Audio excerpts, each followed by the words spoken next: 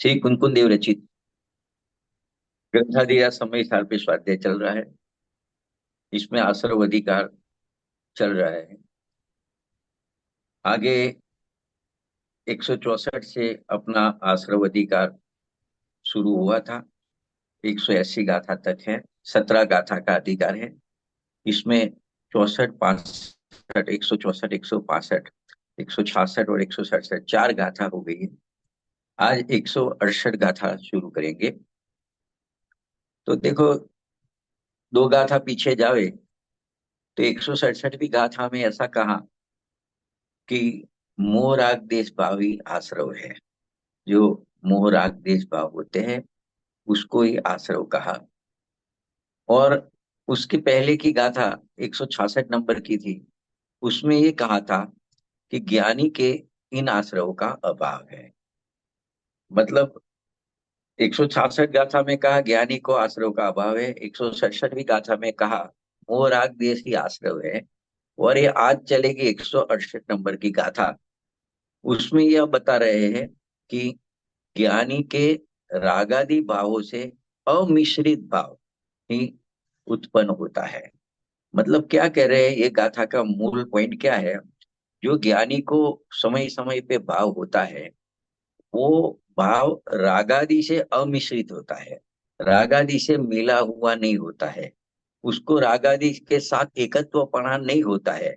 राग भी होता है, ज्ञान भी होता है, लेकिन उसको राग के साथ एकत्वपना नहीं है। तो उसको कहेंगे ज्ञानी को रागादि भावों से अमिश्रित भाव यानी ज्ञान में भाव ही उत्पन्न होता है। इसके लिए उसको ज्ञान में भाव होता है तो उसको बंध नहीं होता है। ये यहाँ पे सिद्ध करेंगे पूरी गाथा में। एक ही पॉइंट मुख्य रूप से है, फिर से बता रहा हूं। ये 168 गाथा में ये कह रहे हैं कि ज्ञानी को रागादि भावों से अमिश्रित भाव ही उत्पन्न होता है। मतलब रागादि से अमिश्रित भाव होता है वो मात्र केवल ज्ञान में भाव होता है। वो ज्ञाता दृष्टा ही रहता है। इसके लिए उसको बंद नहीं होता है। ये यहाँ पे सिद्ध करना है। देखो, उसकी मूल गाथा है। मूल गाथा को पढ़ेंगे। अच्छी दृष्टांत के साथ में गाथा समझाई है कि एक पेड़ का उदाहरण दिया है, वृक्ष का। उसके ऊपर जो फल होता है वो पकने के बाद एक दफे गिर जाता है। फिर वापिस वो डाली पे लगाना हो तो नहीं लग सकता है। वो तो दृष्टांत है। इस तरह से जब कर्म खिर जाता है वो दोबारा जीव में आता नहीं है और उदय को प्राप्त होता नहीं है, क्योंकि उसकी सत्ता ही नहीं रहती है। तो उदय का प्रश्न नहीं है। तो गाथा को पढ़ेंगे अपने। फल पक्व खीरता तुरंत सह संबंध फिर पाता नहीं। क्यों कर्म भाव खीरा पुनः जीव में उदय पाता नहीं। क्या कहते हैं कि जिस प्रकार पके हुए फल के गिर जाने पर वह फल फिर उसी डंठल यानी डाल पर नहीं बंधता, इसी प्रकार जीव के कर्म भाव के जड़ जाने पर, गिर जाने पर, छूट जाने पर, निर्जरा होने के बाद फिर वह उदय को प्राप्त नहीं होता है। इतना इस गाथा में कुनकुन आचार्य ने 2 लाइन में इतना कह दिया। अभी इसकी उसको आत्मख्याति टीका है अमृत चंद्र आचार्य देव की। उन्होंने यही बात समझाई है। वो कहते हैं कि जिस प्रकार पका हुआ फल एक बार डंठल यानी डाल से गिर जाने पर फिर उसको उस डाल के साथ संबंध को प्राप्त होना अशक्य है, उसी प्रकार कर्मोदय से उत्पन्न होने वाला जो रागादि भाव है वो रागादि भाव एक दफे जीव भाव से अलग हो जाने पर, जीव भाव से यानी ज्ञान से भिन्न हो जाता है, वेद ज्ञान हो जाता है रागादि भाव से। कि राग से भिन्न मेरा ज्ञान है, ऐसा जब वेद ज्ञान होता है, ऐसे अलग हो जाता है, तो फिर वो जीव भाव को प्राप्त नहीं होता। मतलब उसको राग होता नहीं है। राग होता नहीं है मतलब राग के साथ एक पना दोबारा होता नहीं है। एक दफे ऐसा अप्रतिहत भाव से भेद ज्ञान हो गया कि राग राग में है, ज्ञान ज्ञान में है, राग से भिन्न ज्ञान स्वरूप में हूँ, ऐसा अप्रतिहत भाव से पुरुषार्थ में वैसा भेद ज्ञान हो जाता है। बाद में कभी भी वो जीव को रागादि के साथ एकत्वपना होता नहीं है। तो क्या होता है, तो वो ज्ञानी को रागादि से न मिला हुआ ज्ञानमय भाव ही उत्पन्न होता है। राग आता है पर्याय में, लेकिन और ज्ञान भी है, लेकिन वो रागादि से मिलता नहीं है, भिन्न ही रहता है, वेद ज्ञानी रहता है उसको। तो ऐसा अमृतचंद्र आचार्य देव ने कह दिया। मतलब क्या कहना चाहते हैं, फिर से मैं दोहराता हूँ कि जीव के कर्म भाव के जड़ जाने पर, निर्जर जाने पर, फिर उदय को प्राप्त नहीं होता।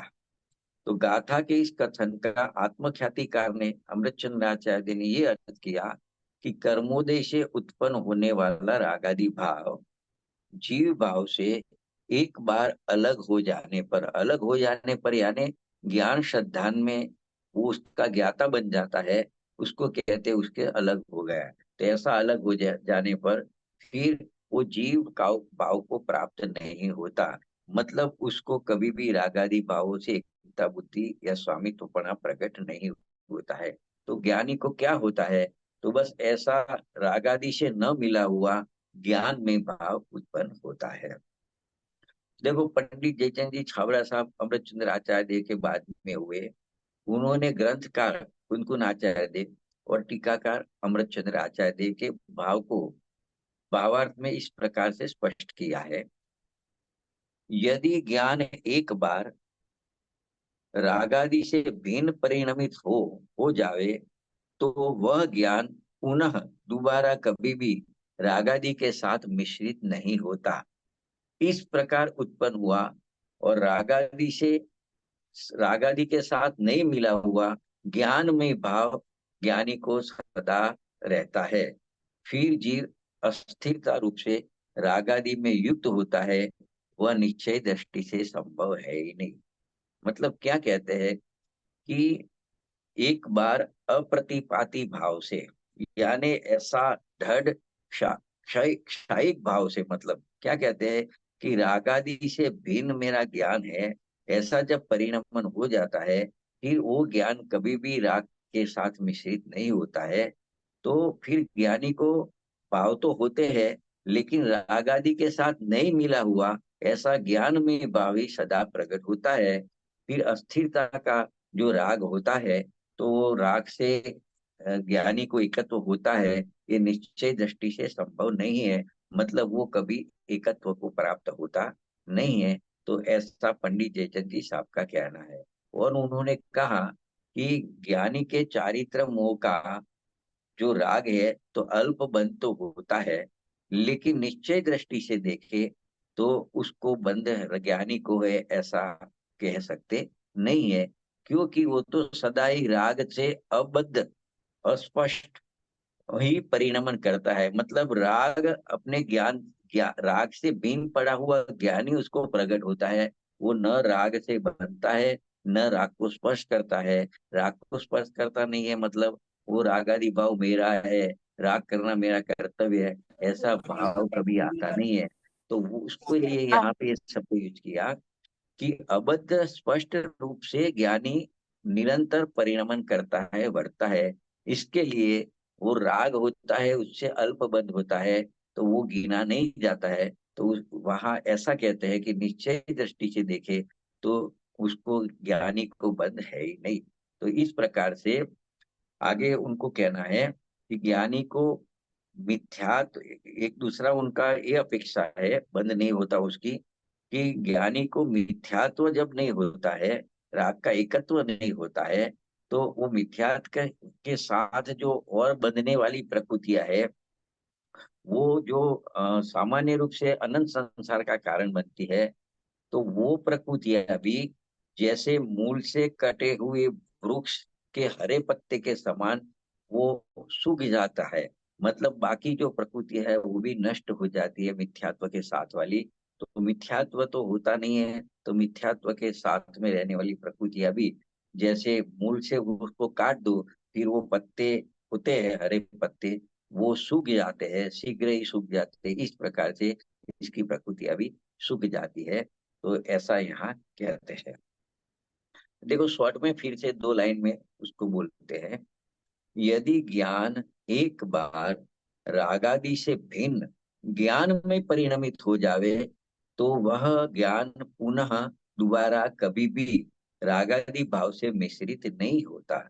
इस प्रकार से उत्पन्न हुआ और रागादि के साथ नहीं मिला हुआ ऐसा ज्ञानमय भाव ही ज्ञानी को सदा बना रहता है। तो यहाँ पे देखो, जो पंडित जयचंद जी छाबड़ा ने बात की है, उन्होंने प्रति अप्रतिपाती भाव की बात की है, मतलब शारीरिक सम्यक्त्व की बात की है कि जीव को एक दफे सम्यक्त्व तो होता है, लेकिन शारीरिक सम्यक्त्व हो जाता है, उसको दोबारा कभी मिथ्यात्व में जाता नहीं है, मिथ्यात्व का भाव आता ही नहीं, और मिथ्यात्व के साथ की जो प्रकृति है वो भी उनको छूट जाती है। तो इस प्रकार से ये गाथा में कहते हैं। तो देखो, एकदम इतना सब सुना पड़ा, इससे इतनी तो बात स्पष्ट हो गई एकदम से कि वृक्ष जिस प्रकार वृक्ष से फल के एक बार गिर जाने पर वह दोबारा वृक्ष से नहीं बंधता, इसी प्रकार मिथ्यात्व भाव के एक बार जड़ मूल से नष्ट हो जाने पर उसका उत्पाद दोबारा नहीं होता। इस प्रकार अप्रतिपाती ज्ञान भाव उदय को प्राप्त होता है। तो जिसको क्षयिक सम्यक्त्व होता है, क्षयिक भाव होता है श्रद्धा का, उसको एक बार मिथ्यात्व का अभाव ऐसा कर देता है, वो जीव को दोबारा कभी मिथ्यात्व होता नहीं है। तो अपने कुनकुन आचार्य को सुना, अमृत चंद्र आचार्य देव को सुना, पंडित जयचंद जी छाबड़ा साहब को सुना, अभी अंत में जितनी बात चली, तो पूज्य गांधी स्वामी क्या कहते हैं, ये सबका निचोड़ के रूप में उनको अपने देख रहे हैं। वो कहते हैं, देखो यहाँ कहते हैं कि जिस तरह पका फल एक बार पेड़ से टूटकर जमीन पर गिर जाता है, पुनः पेड़ की डाल में नहीं लगाया जा सकता। बस, तो ये तो दृष्टांत उन्होंने समझा है। और अभी दृष्टांत लेते हैं। उसी प्रकार कर्मोदय से उत्पन्न हुआ मिथ्यात्व भाव जीव में होता है, वो जो एक बार जीव भाव से छूट जाता है, वह पुनः जीव भाव को प्राप्त नहीं होता। तो देखो, उपशम क्षयोक्षम, उपशम सम्यक्त्व और क्षयोक्षम सम्यक्त्व होकर छूट जाता है, उसकी बात यहाँ नहीं है, क्योंकि सम्यक्त्व के तीन प्रकार है, उपशमिक, क्षायोक्षमिक और क्षायिक। तो यहाँ जो कह रहे हैं कि एक दफे मिथ्यात्व का नाश हुआ, कर्मोदय से प्राप्त मिथ्यात्व भाव का नाश हुआ, दोबारा मिथ्यात्व भाव उत्पन्न नहीं होता, वो औक्षमिक और क्षायोक्षमिक सम्यक्त्व वालों की बात नहीं है, क्षायिक सम्यक्त्व वाले की बात है। तो यहाँ कहते हैं कि जब राग से भिन्न होकर, अर्थात रागादि से भेद ज्ञान करके, रागादि से भिन्न ऐसा आपने अपना भगवान आत्मा का ज्ञान कर लिया, निज स्वभाव का ज्ञान कर लिया, तो फिर ज्ञान भाव में भले ही कर्म का उदय जानने में आवे, कर्म कर्म के उदय तो चलते ही रहते हैं संसार अवस्था में, उसका ज्ञान भले हुए, तो भी आत्मा की उस राग के साथ एकत्व बुद्धि नहीं होती। मतलब चारित्र मोह तो रह जाता है।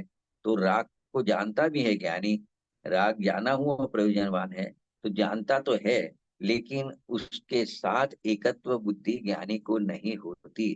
तो फिर जो कर्म का उदय आया, जो राग आया, राग को तो जाना, तो फिर वो कर्म तो उदय में आकर खिल जाते हैं, तो नवीन कर्म भाग का बंध भी नहीं होता है।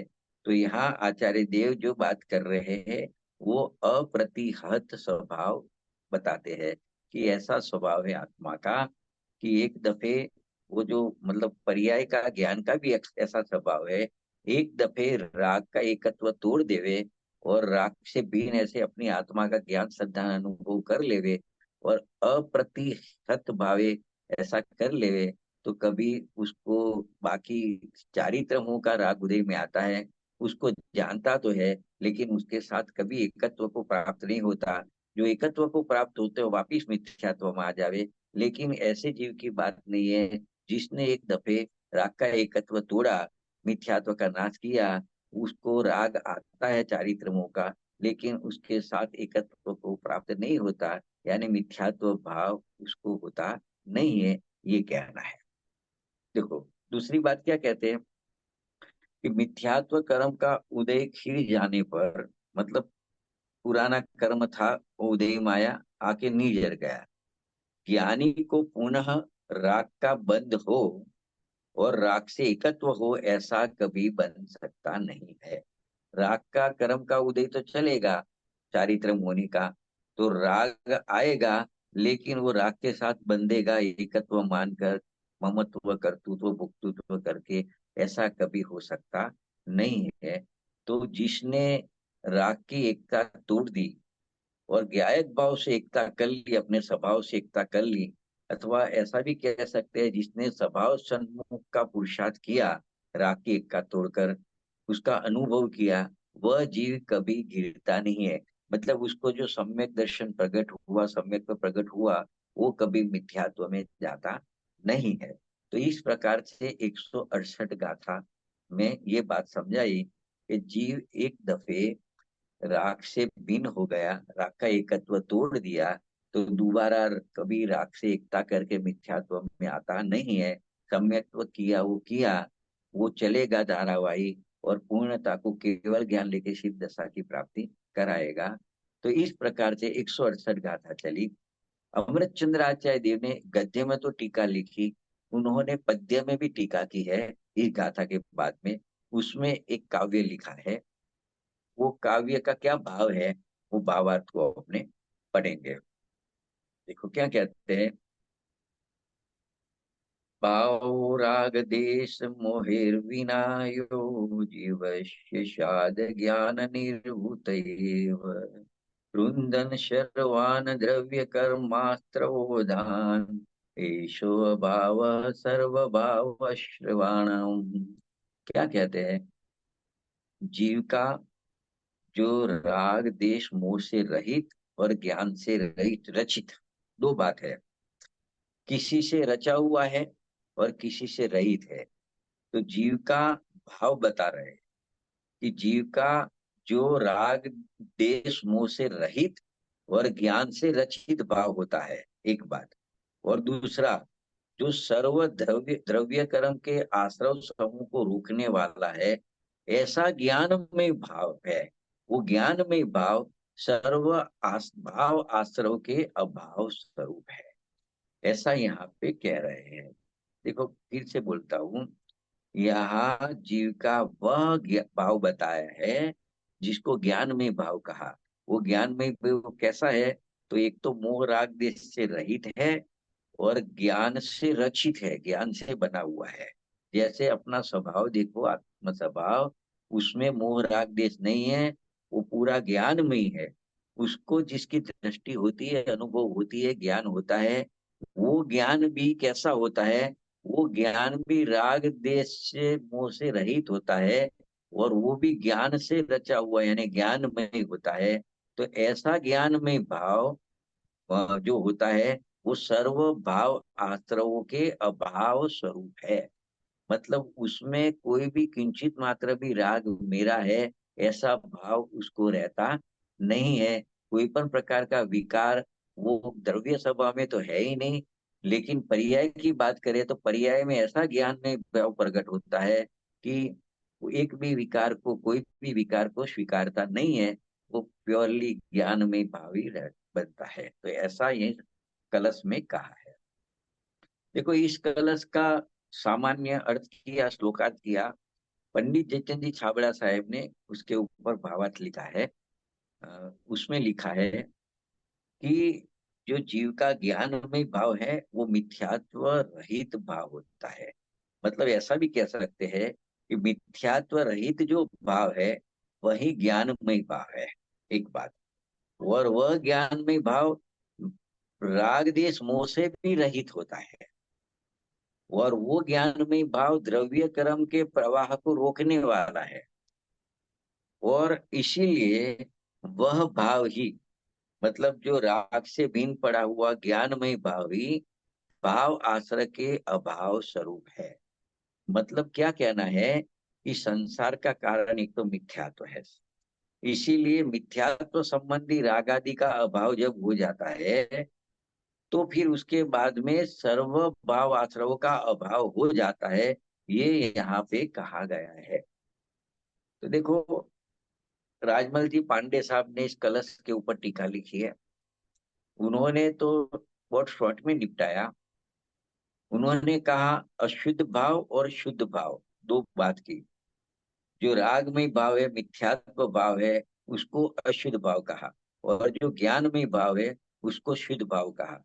तो उन्होंने ऐसा कहा कि अशुद्ध भाव के मिटने पर, यानी मिथ्यात्व जब वो मिट जाता है, तो अवश्य ही द्रव्य कर्म रूप आश्रव मिटता है। मतलब जो कर्म का उदय है वो भी समाप्त हो जाता है। इसीलिए कहते हैं कि जो शुद्ध भाव है, ज्ञानमय भाव है, वही उपादेय है। मतलब जीव को राग से भिन्न होकर ज्ञानमय भाव रूप परिणमन करना उचित है, ऐसा कहना चाहते हैं। तो उसको सब कर्म आश्रय है, धर्म द्रव्य कर्म आश्रय है, वो मिट जाता है। आश्रव नहीं होता है तो बंध भी नहीं होता है, वो जीव मुक्त हो जाता है। तो उनके लिए शुद्ध भाव ही उपादेय है और अन्य समस्त विकल्प है, ऐसा पंडित राजबल जी पांडे ने कहा। देखो, उसके बाद बनारसी दास जी ने वो कलश टीका पे के ऊपर टीका की। मतलब उन्होंने भी क्षण लिखा, उन्होंने भी एक लाइन में निपटाया कि द्रव्य आश्रव जो उद्गल कर्म का उदय आता है वो, और भाव आश्रव जो जीव की पर्याय में विकार होता है वो, दोनों को परिभाषित किया। मतलब द्रव्य आश्रव किसे कहते हैं, भाव आश्रव किसे कहते हैं, उसकी परिभाषा की। फिर उन्होंने कहा कि इन दोनों का अभाव ही आत्मा का सम्यक स्वरूप है। जब द्रव्य आश्रव और भाव आश्रव का अभाव होता है, वही जीव को सम्यक दर्शन होता है। इस कारण सम्यक ज्ञान के प्रकट होने पर इन दोनों भाव का दोनों अ, द्रव्य आश्रव और भाव आश्रव, दोनों आश्रव का सहज ही अभाव हो जाता है। तो इस प्रकार से उन्होंने कहा। तो ये 158 गाथा और उसके ऊपर जो श्लोक था, 114 नंबर का कलश था, वो पूरा हो गया है। तो एक गाथा और एक कलश पूरा हुआ। अभी इसके बाद 100 दूसरी गाथा है, वो गाथा लेते हैं। इसके बाद वाली 169 गाथा है, 169। तो देखो, इसमें भी क्या सिद्ध किया है थोड़ा, कि ज्ञानी जीव की बात है। एक तो यहाँ सीधा कह दिया, ज्ञानी जीवों को द्रव्य आश्रव का अभाव है। ऊपर लिया था ज्ञानी जीव को भाव आश्रव का अभाव है। यहाँ कहते हैं ज्ञानी जीव को द्रव्य आश्रवों का अभाव है। ये बतलाते हैं इस गाथा में कुछ गुणाचार्य देव।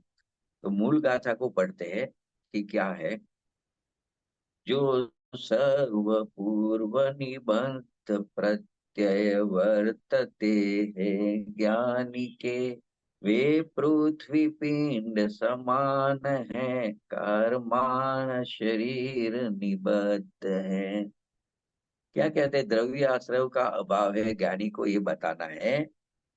तो उनका ये कहना है कि भूतकाल में जो कर्म बांधे थे, वो कर्म होते हैं, वो मिट्टी के पिंड के समान होता है। और उसका संबंध कार्माण शरीर से होता है, आत्मा से जीव के साथ उसका संबंध नहीं होता है। ये गाथा में कहा। तो गाथा सीधा करे तो उसमें ऐसा कहेंगे कि उस ज्ञानी के, मतलब जो ज्ञानी हुआ, राग आदि से भिन्न ज्ञान में परिणमन हुआ, उस ज्ञानी के पूर्वबद्ध समस्त प्रत्यय, मतलब पूर्व में जो कर्म बांधे हुए है, जो आश्रव है, वह पृथ्वी के ढेले के समान है। मतलब मिट्टी का जो ढेला होता है, उसके समान है। और वे पूर्वबद्ध जो समस्त कर्म है, प्रत्यय है, वो कारमान शरीर के साथ बंधे हुए हैं, जीव के साथ बंधे नहीं है। ऐसा गाथा में शॉर्ट में कुछ आचार्य देव ने कहा। इसको अमृतचंद्र आचार्य देव ने भी उसको समझाया है इस प्रकार से कि पहले अज्ञान अवस्था में जो अज्ञान से बंधे हुए मिथ्यात्व, अविरति, कषाय और योग रूप द्रव्य आश्रव भूत प्रत्यय है। मतलब ये उद्गल कर्म की बात है कि जब जीव के पहले, यहाँ ज्ञानी की बात करनी है तो उसका भूतकाल बताते हैं। कि ज्ञानी जब अज्ञानी था भूतकाल में, तो अज्ञान अवस्था में उनके अज्ञान भाव से इतने कर्म बंधे थे, मिथ्यात्व के, अविरति के, कषाय के, और योग रूप द्रव्य आश्रव इस प्रकार का आश्रव था। वो भूत प्रत्यय कहेंगे, यानी भूतकाल के आश्रव है ये सब। मिथ्यात्व, अविरति, कषाय और योग भूतकाल के आश्रव है, वहां बंधा हुआ था। अभी क्या कहते हैं, वो सब अचेतन पुद्गल परिणाम वाले हैं। इसके लिए ज्ञानी के लिए भले वो कर्म बंधे हुए हैं पूर्व में, लेकिन मिट्टी के ढेले के समान है, ऐसा कहना है। और दूसरी क्या बता रहे हैं कि वे समस्त द्रव्य कर्म स्वभाव से ही मात्र कारमान शरीर के साथ ही बंधे हुए हैं, जीव के साथ बंधे नहीं है। इसके लिए अपने कह सकते हैं कि ज्ञानी के स्वभाव से ही द्रव्य आश्रव का अभाव सिद्ध है। तो ये अमृत चंद्र आचार्य देव ने टीका में इतना समझाया। तो देखो, जो पूर्व मिथ्यात्व, अविरति, कषाय और योग ज्ञानी को नहीं है, ऐसा आश्रव ज्ञानी को नहीं है, ऐसा कहा। तो एक प्रश्न हुए कि ज्ञानी को तो मिथ्यात्व होता ही नहीं है, फिर वो है, वो मिट्टी के ढेले के समान है, ऐसा क्यों बताया जा रहा है? जब मिथ्यात्व नहीं होता है तभी तो ज्ञानी होता है, फिर मिथ्यात्व मिट्टी के ढेले के समान है ऐसा यहाँ पे क्यों कहा? ऐसा प्रश्न हो सकता है।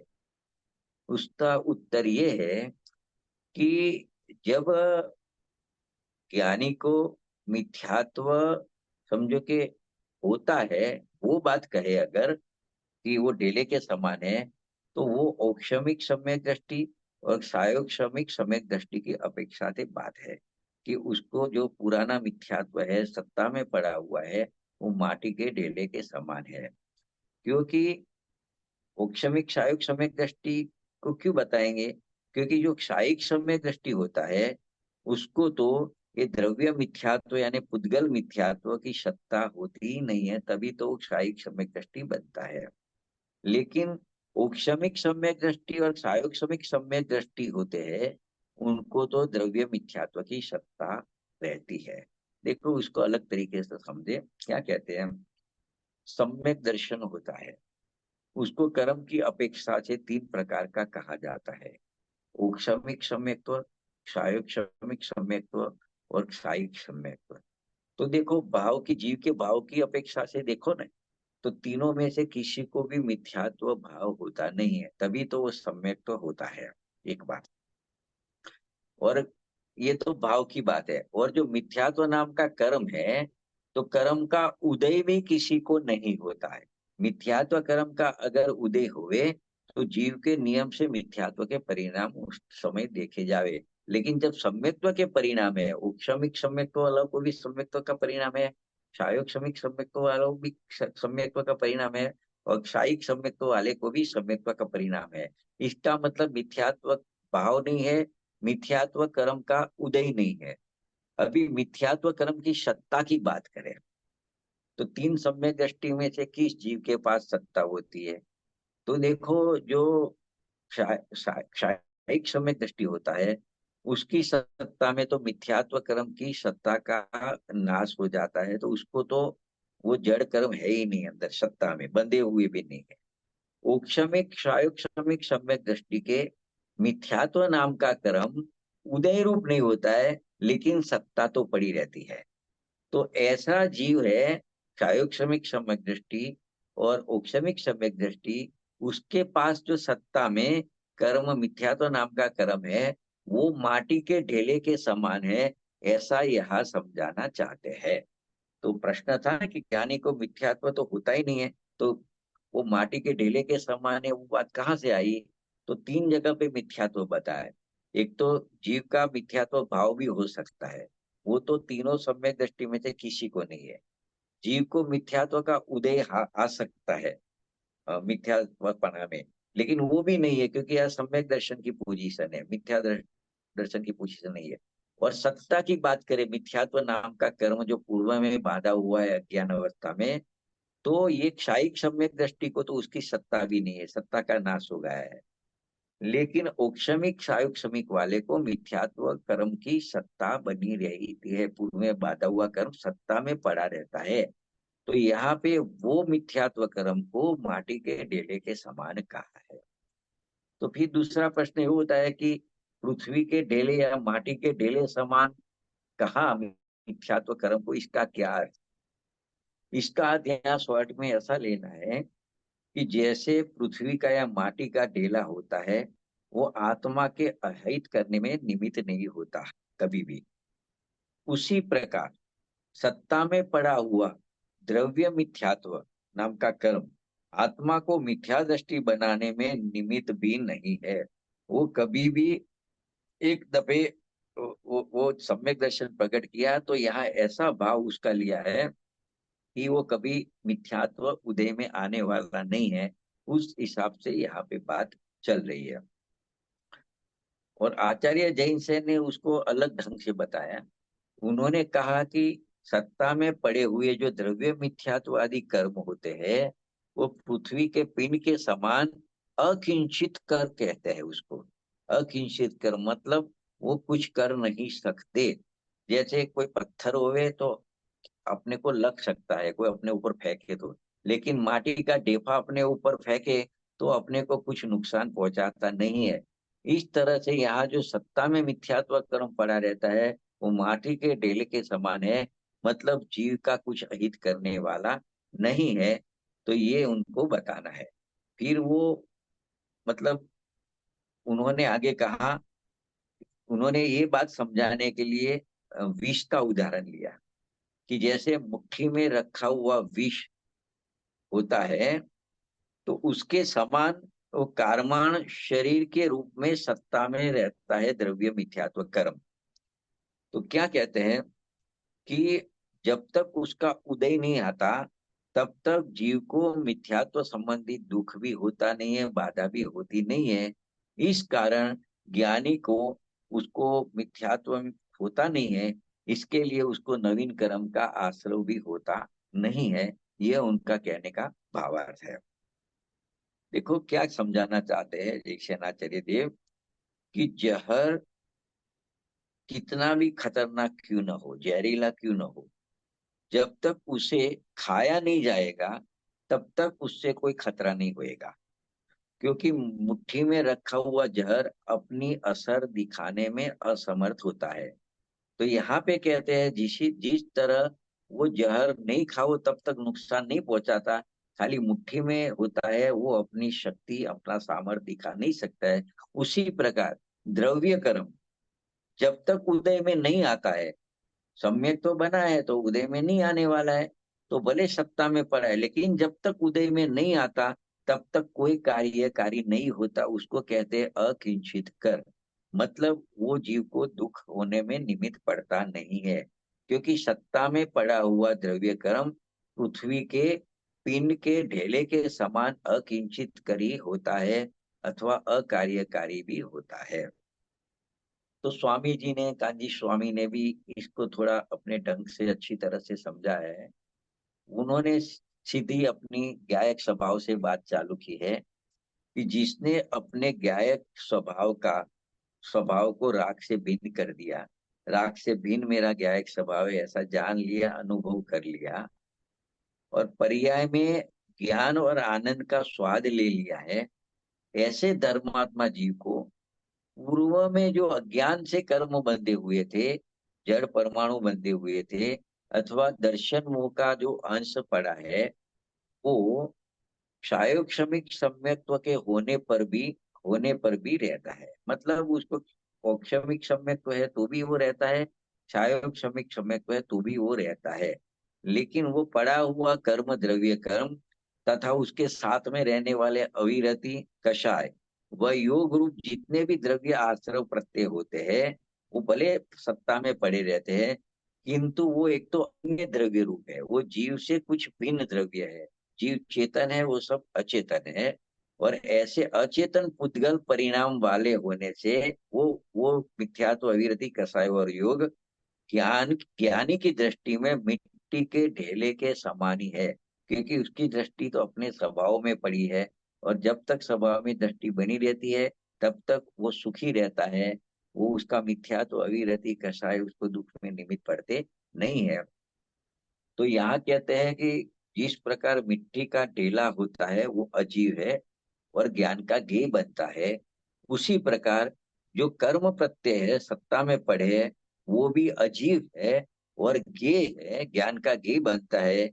और जिस तरह मिट्टी का ढेला पुद्गल स्कंध है, उसी तरह वो कर्म जो सत्ता में पड़े है वो भी पुद्गल स्कंध है। वो उसके नाम है मिथ्यात्व अविरति कसाय। और योग के परमाणु जड़ अचेतन है, वो मात्र कार्मान शरीर के साथ बंधे हुए है, जीव के साथ बंधे हुए नहीं है। तो यहाँ कहते हैं कि मिथ्यात्ववादी जो ऐसे जड़ आश्रव है, प्रत्यय है, उनको आत्मा के साथ उनका कोई संबंध नहीं है। और जो पर्याय में निमित्त नैमित्तिक संबंध होता है वो द्रव्य कर्म के साथ होता है। तो ज्ञानियों ने वो संबंध को भी विच्छेद कर दिया है, उससे वेद ज्ञान कर लिया है, उससे भिन्न अपने स्वभाव को करके ज्ञानमय बन गया है। तो उसका वो जीव के साथ भी ऐसा, पर्याय के साथ भी ऐसा संबंध, निमित्त नैमित्तिक संबंध बनता नहीं है। तो वर्तमान पर्याय में जो संबंध बनता था पहले कि कर्म का उदय आया, जीव जुड़ा राग के साथ में और उसके साथ एकत्व हुआ, ऐसा ज्ञानी ने वो एकत्वपना तोड़ दिया है। इसलिए ज्ञानी के लिए ऐसा कहते हैं, सम्यक दृष्टि के लिए ऐसा कहते हैं कि मिथ्यात्व कर्म प्रकृति सत्ता में बले हुए तथापि उस प्रकृति के परमाणु कारमाणु के शरीर के साथ तो संबंध रखते हैं, लेकिन जीव के साथ संबंध रखते नहीं है। इसके लिए यहाँ कह दिया कि ज्ञानी का द्रव्य आश्रव के साथ कोई संबंध नहीं है, इसलिए ज्ञानी के द्रव्य आश्रव का अभाव स्वभाव से ही है। ऐसा जो मूल गाथा में कुछ गुराचार्य ने बता था वो यहाँ पे किया। देखो गुरुदेव ने थोड़ा सरल करके समझा है कांजी स्वामी ने, कि जिस तरह ये शरीर होता है, ये वाणी निकलती है, स्त्री कुटुंब परिवार आदि जो पदार्थ है, पर पदार्थ है, वह पर ही है। उनके साथ असली तरीके से देखे वास्तविकता से तो आत्मा का कोई संबंध नहीं है। उसी प्रकार ज्ञानी को द्रव्य आश्रव के साथ भी कोई संबंध नहीं है, क्योंकि उनके लिए, ज्ञानी के लिए तो वो परी है, ऐसा उनको वेद ज्ञान अनुभव हो गया है। वो ये भी जानते हैं कि पर वस्तु होती है, वो अपने अपने कारण अपने द्रव्य गुण रूप से परिणमन कर रहे हैं, पलट रहे हैं। शरीर अपने द्रव्य गुण में अपनी पर्याय कर रहा है, और अन्य आत्मा है, अन्य जीव है और अन्य शरीर है, वो भी सब पुद्गल रूप अपने अपने गुण पर्याय में रहते हैं। ऐसे कर्म परमाणु होते हैं जो कर्माणु वगना होती है, जो कर्म रूप बने हुए हैं, वो भी आत्मा की पर्याय में नहीं आते हैं, वो अपने अपने गुण पर्याय में परिणमन करते हैं। तो यहाँ कहते हैं कि आत्मा का पर पदार्थों के साथ परस्पर कोई संबंध नहीं है। इसलिए जिसने अपना निज आत्मा का आश्रय लिया, ऐसे ज्ञानी को द्रव्य आश्रय का अभाव स्वभाव से ही सिद्ध है, क्योंकि परमाणु का संबंध जड़ के साथ तो है ही नहीं है। अज्ञानी को ऐसा अनुभव हुआ नहीं है। वो कर्म को भी अपना मानता है, कर्म के उदय में राग आता है उसके साथ भी एकत्व करता है। ज्ञानी कर्म के साथ में या कोई भी अन्य पर पदार्थ के साथ एकत्व करता नहीं है। तो इस प्रकार से देखे तो जो जिसको द्रव्य आश्रव कहा, प्रत्यय कहा, वो ज्ञानी के द्रव्य स्वभाव में तो होते नहीं है, किंतु जो राग आदि से भिन्न पड़ा हुआ ज्ञान है, वो कर्म को पर द्रव्य तरीके जानता है, ऐसे ज्ञान में भी उसका अभावी है। तो जैसा पर्याय में राग देश का संबंध होता है, वैसा पर्याय में द्रव्य कर्म का संबंध नहीं होता है, क्योंकि वो तो पर द्रव्य है। और राग होता है वो तो जीव की पर्याय में विकार होता है। तो वो कर्म है, उसका बंध या संबंध तो किसके साथ होता है? उसका बंध या संबंध तो पौद्गलिक कारमान शरीर के साथ ही रहता है। चिन्मय ज्ञान में ऐसे जीव के साथ वो कारमान, वो कर्मों का संबंध रहता नहीं है।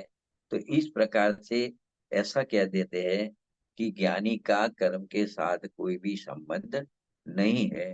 तो यहाँ देखो क्या कहना चाहते हैं कि 164 65 गाथा की बात करें अपने, जो ये अधिकार शुरू हुआ था, उसमें एक बात आई थी कि जो जड़ कर्म होता है वही वास्तव में आश्रव है, तथा जो नवीन कर्म का बंध होता है उसका कारण वो जो जड़ कर्म है वो है पुराने कर्म।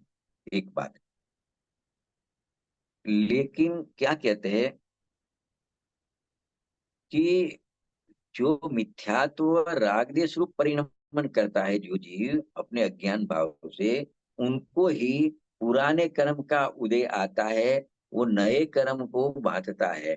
लेकिन जो जीव मोह राग देश रूप परिणमन नहीं करता है, अज्ञान भाव रूप परिणमन नहीं करता है, उसको नए कर्म का बंध होता नहीं है, तो पुराना कर्म उसमें निमित्त पड़ते नहीं है, आश्रव बनते नहीं है।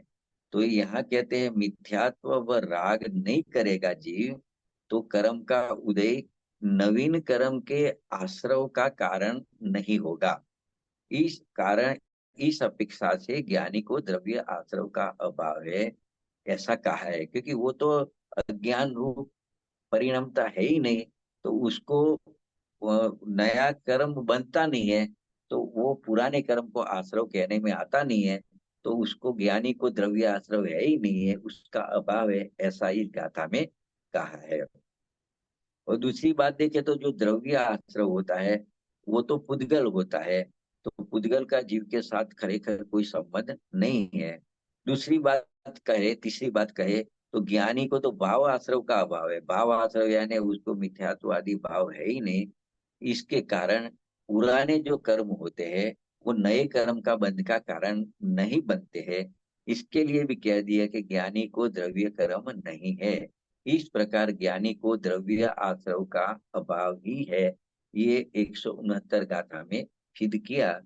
उसके बाद में एक कलश लिखा है, वो कलश में बहुत मार्मिक बात है। तो वो कलश में क्या कहना चाहते हैं कि दो लाइन में उसको समाप्त करते हैं। जो द्रव्य आश्रव नहीं होता है, मतलब जो जीव ये जो कर्म है उसके साथ एकत्व नहीं करता है, तो क्या कहते हैं वो भाव आश्रव रूप ही नहीं परिणमते, क्योंकि भाव आश्रव किसको कहा, ये परद्रव्य के साथ कर्म के साथ एकत्व करता है, उसका कर्ता बनता है, उसको ही वो कर्ता बना, वही उसका भाव आश्रव हो गया है। मतलब क्या कहते हैं कि जिसकी दशा ज्ञान में हो गई वह ज्ञानी सदा निराश्रवी है, ऐसा कहा जाता है। क्योंकि आश्रव किसको कहा, जिसने कर्म के साथ, कर्म के उदय के साथ, कर्म के उदय में होने वाले राग के साथ एकत्व किया, तो उसको ही आश्रव कहा है। लेकिन ज्ञानी को तो वेद ज्ञान हो गया है, इसके लिए उसको निराश्रव कह दिया है। तो इस प्रकार से यहाँ पे ऐसा कहना चाहते हैं कि ज्ञानी को मिथ्यात्व और अनंतानुबंधी कसाय का अभाव होने से उसको समकित व स्वरूप स्थिरता वाला हो गया है, इसके लिए उसको निराश्रव कहा है। कोई एकांत से ऐसा मान लेगा कि उसे आश्रव का अस्तित्व ही नहीं है, तो ऐसा नहीं है। सत्ता में तो कर्म पड़े हुए है, लेकिन वो उसके साथ एकत्व नहीं करता, तो मिथ्यात्व और अनंतानुबंधी का राग नहीं होता है। इसके लिए ज्ञानी को आश्रव का अभाव है, ऐसा कहने में आता है। तो इस प्रकार से देखे तो यह भगवान आत्मा, सबकी आत्मा द्रव्य आश्रव से तो भिन्न है, और भाव आश्रव को ज्ञानी ने अभाव कर दिया है। इस प्रकार ज्ञान में भाव से संपन्न ज्ञानी सदा ही निराश्रवी होता है। तो देखो स्वभाव से देखे तो सब लोग निराश्रवी है, क्योंकि स्वभाव में तो कोई कर्म आश्रव है ही नहीं। ज्ञानी की बात करें तो उसको कर्म का उदय से राग होता है, लेकिन राग का साथ एकत्व नहीं करता है, भाव आश्रव रूप नहीं परिणमता है, तो वो नया कर्म नहीं बंधन में आता है। तो जब बंध का कारण जो आश्रव है वो पुराना कर्म द्रव्य आश्रव उसको नहीं है, ऐसा यहाँ कह दिया है। तो इस प्रकार से 168 और 169 गाथा, दो गाथा यहाँ पे समाप्त होती है। और उसके ऊपर जो कलश लिखा था वो कलश दोनों 114 115 वो भी समाप्त हुआ। आगे के क्लास में अगली बुधवार को 170 और 171 गाथा अपने लेंगे। यहाँ पे इस गाथा में अपने इस स्वाध्याय में विराम लेते हैं।